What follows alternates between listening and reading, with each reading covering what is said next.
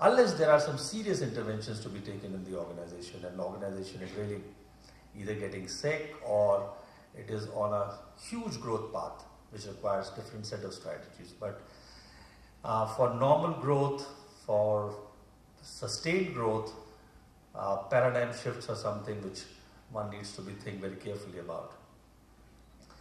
Now, when we talk of customer value, it is very important to understand here as HR professionals, and do I assume that most of you are HR professionals? And only from my understanding, are there some people who are not HR professionals? If they could raise their hands? All right, so very few. And so as an HR professional, when you think of the subject of how HR is adding customer value, it's a very difficult question to answer. And because why it is a difficult question to answer is because it's not as measurable as a sales function is, as a marketing function is, as a finance function is, or as a manufacturing function is. They're somewhat intangible, sometimes somewhat fluid. And so therefore, it is very important, and I'm glad that this topic has been talked about today, this subject is being talked about today. It did help me to reflect as to how do I tell my customers as to what kind of value addition I'm doing. And a lot of time people take HR for granted, and people think that HR is an admin function, it's a maintenance function. So I'll try and share some thoughts with you as to what I think could be the areas where HR adds customer value to the customer. And I will then use the example of my organization, GSK, wherein they have tried to bring about some shifts in their key HR strategies, but there is no paradigm shift, and I'll confess that.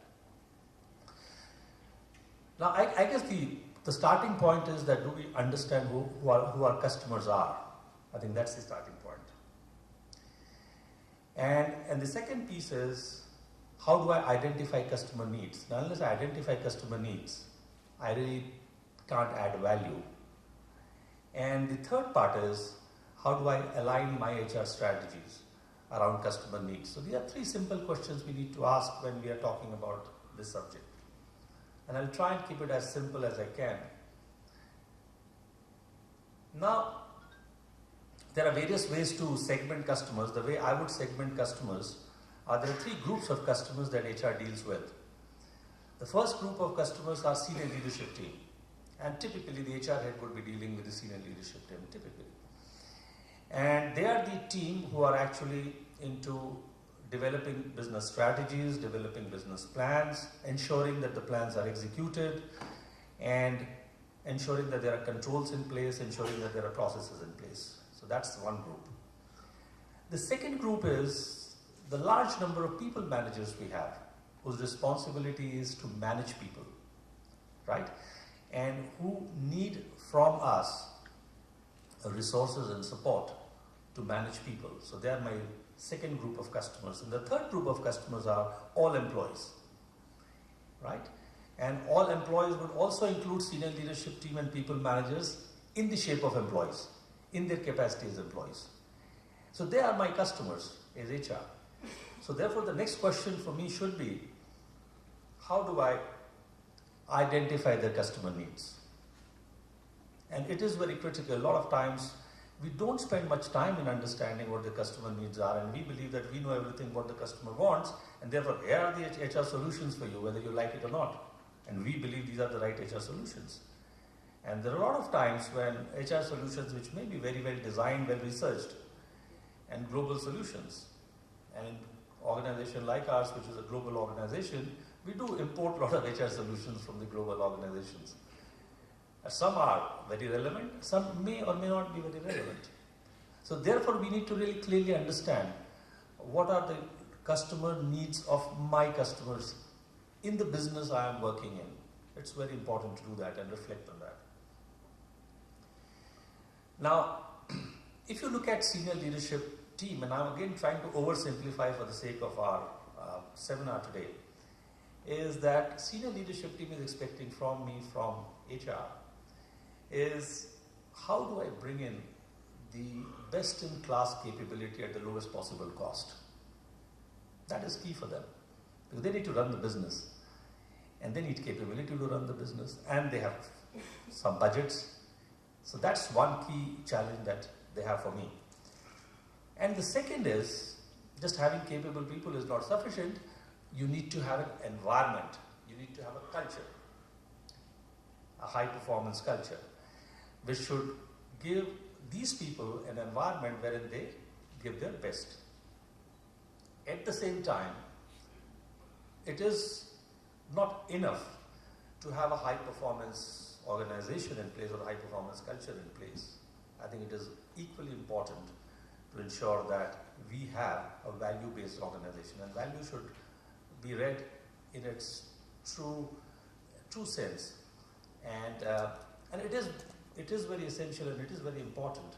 And this subject is becoming more and more important. So every time I go and talk to HR folks, I talk about this subject of values. I think this should not be ignored. And I will elaborate this further in a couple of minutes as to what do I mean by values. The second group, people managers, I think what they're expecting from us is that we should offer them, we should give them some good HR processes. Because they are line managers. A sales manager is responsible for ensuring that he or she gives us the right numbers. And a manufacturing manager is responsible to ensure that he is giving us the right products at the right quality and at the right time, in the right numbers. Now, he has to get this job done with the help of people, and he is not an expert in people. He's an expert in his own area. And we are the experts. We are supposed to be the experts. And that's the reason we are there. So he looks up to us and says that, could you give me a great performance management process so that I can evaluate and assess the performance of my people, right? Could you give me some good leadership development program so that I can get my people develop their competencies as leaders, and so on and so forth. So we need to understand that. At the same time, on an ongoing basis, this manager expects HR to support him in all the people management issues. That is important. And you have a problem, very simple problem in the factory. Here is a case of indiscipline, and a line manager will immediately go to HR and say, I need your support to help me with taking disciplinary action. All right? While there is a process in place, there are standing orders in place, everything is in place, there is an inquiry process in place, but he is not an expert, so therefore he needs help from experts. So that's the second piece. The third piece, the larger employee group. Now I'm including here all the salesmen, the operators, the workers, the managers, the directors, everybody, all employee groups. What are they looking at? What are they expecting from HR? They are expecting from HR efficient delivery of HR services. They require certain HR services. What are those HR services? They require services in terms of hiring. They require services in terms of training. They require some services in terms of compensation administration, right? They require services in terms of information system, all right? So these services are required, and therefore they expect HR to provide these services. So essentially, there are at three different levels, HR is required to meet the customer needs. So that is a very important aspect of our discussion today. Now,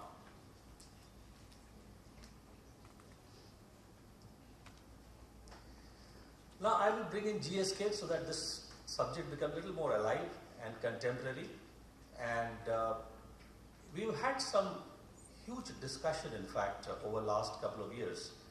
And we debated as to does the GSK HR operating model that we have is aligned with the customer needs. And that discussion took place, I think, about 3 years back, to be honest.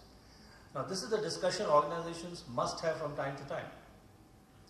And I'm confident that most of the organizations have this discussion at some point in time in their life. And we had that discussion, and in that discussion, what we realized was that our function in HR, our HR function, is definitely not best-in-class function. And best-in-class means that you need to have the best-in-class capability at the best-in-class cost. when you compare yourself with other competitors. It wasn't there. And therefore, after huge deliberation, consultation with various groups of people, we arrived at a model, we developed a model, and that model was taking us to be the best in class. At the same time, it was helping us to be more customer aligned. And once again, we aligned this HR model around three groups of customers, as I talked about: the senior leadership team, people managers, and employee groups. And the HR function was, in a way, segmented into three groups. One group is called HR business leaders. They are typically the senior leadership, HR leadership team who work with the business leadership team. So that's the level. And typically the heads of HR directors would be in this space.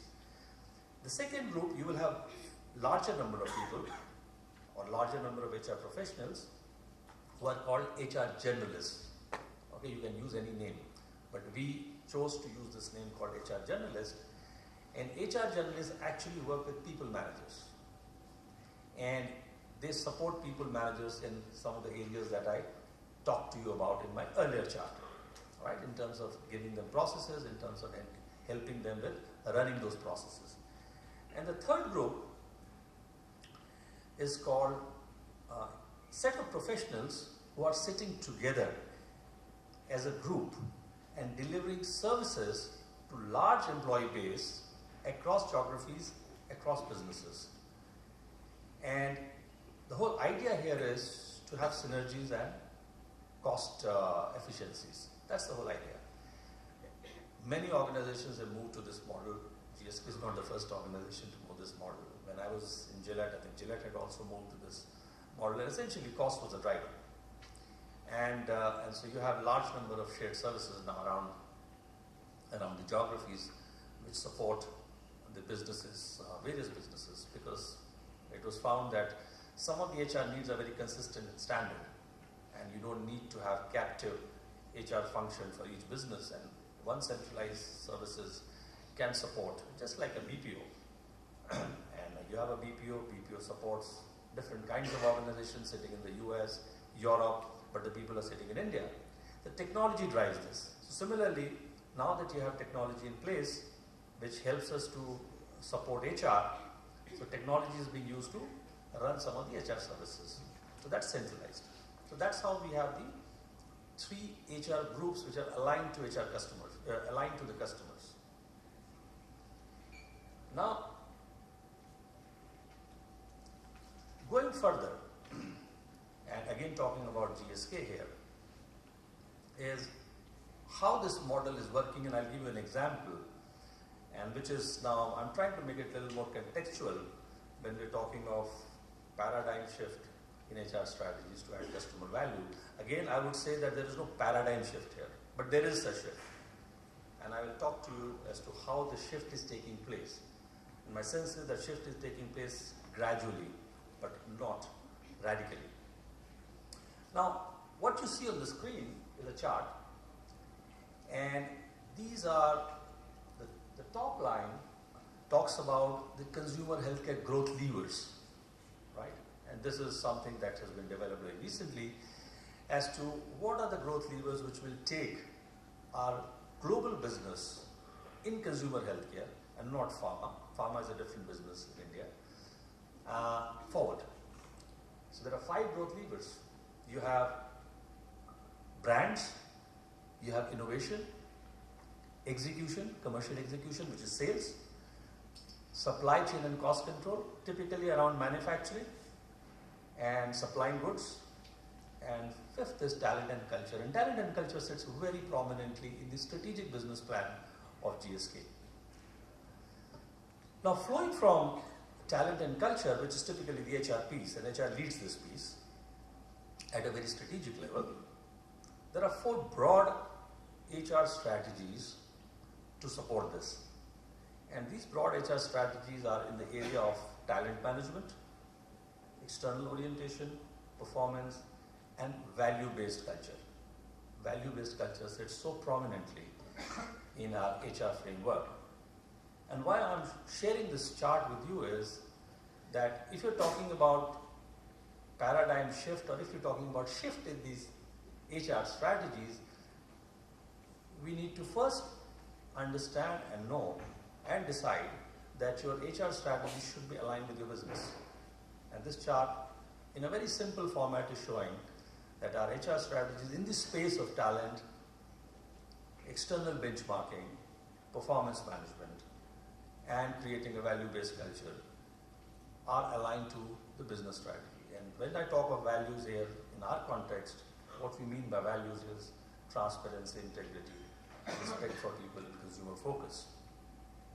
All right. So this is one chart which gives us a good kind of backdrop. And let's now go to the next chart. And actually, I've got only two more charts.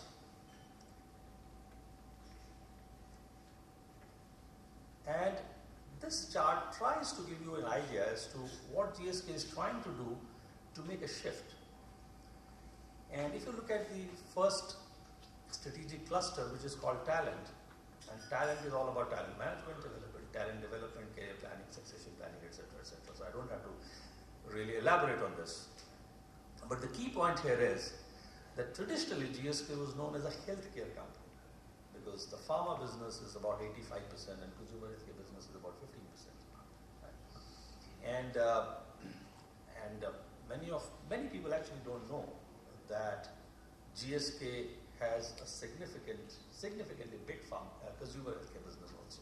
GSK is known to be a pharma business, but we have very strong consumer healthcare business in India, and some of our brands are Horlicks and Viva and Maltova and Boost and Crocin and Iodex and Eno, etc., etc. So very good, strong brands. And in India, actually, the consumer business is bigger than the pharma business, slightly bigger. But worldwide, pharma business is about 5 times bigger than consumer business. So, but because there was a mindset that we are in consumer healthcare business, and therefore our talent should be coming from the consumer healthcare space.